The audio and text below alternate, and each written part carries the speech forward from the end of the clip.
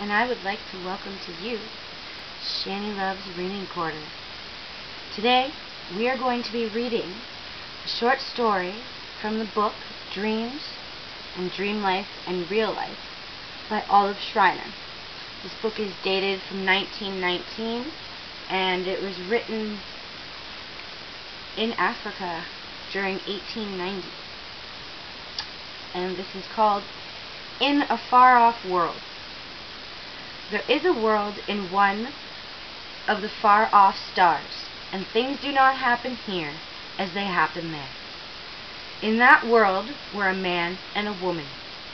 They had one work, and they walked together side by side on many days and were friends. And that is a thing that happens now and then in this world also. But there was something in that star world that there is not here. There was a thick wood, where the trees grew closest, and the stems were interlocked, and the summer sun never shone. There stood a shrine. In the day all was quiet, but at night when the stars shone or the moon glinted on the tree-tops, all was quiet below. If one crept here quiet alone, and knelt on the steps of the stone altar, and uncovering one's breast, so wounded that it bled, fell down on the altar steps, then whatever he who knelt there wished was granted for him. And all this happens, as I said, because it is a far-off world, and things often happen there as they do not happen here. Now the man and the woman walked together, and the woman wished well to the man. One night, when the moon was shining so that the leaves of all the trees glinted, and the waves of the sea were silvery, the woman walked alone to the forest. It was dark there, and the moonlight fell only in the little flecks on the dead leaves under her feet, and the branches were knotted tight overhead. Farther in, it got darker. Not even a fleck of moonlight shone. Then she came to the shrine. She knelt down before it and prayed.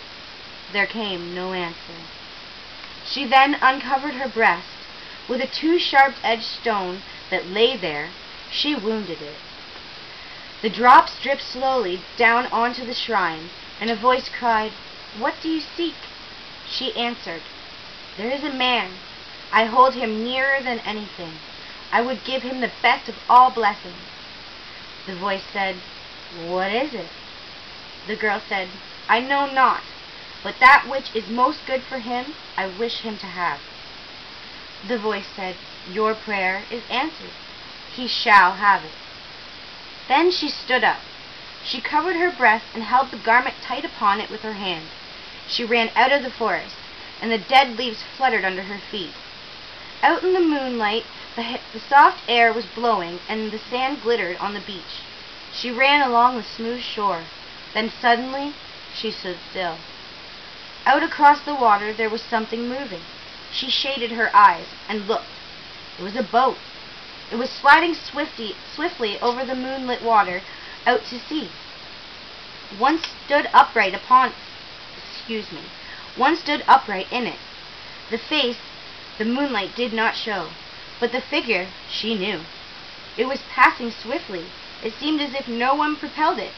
The moonlight's shimmer did not let her see clearly, and the boat was far from shore, but it seemed almost as if there was another figure sitting in the stern.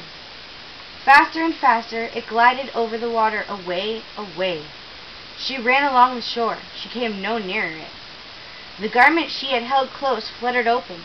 She stretched out her arms, and the moonlight shone on her long, loose hair. Then a voice beside her whispered, "What is it?" She cried, "With my blood I bought the best of all gifts for him. I have come to bring it to him.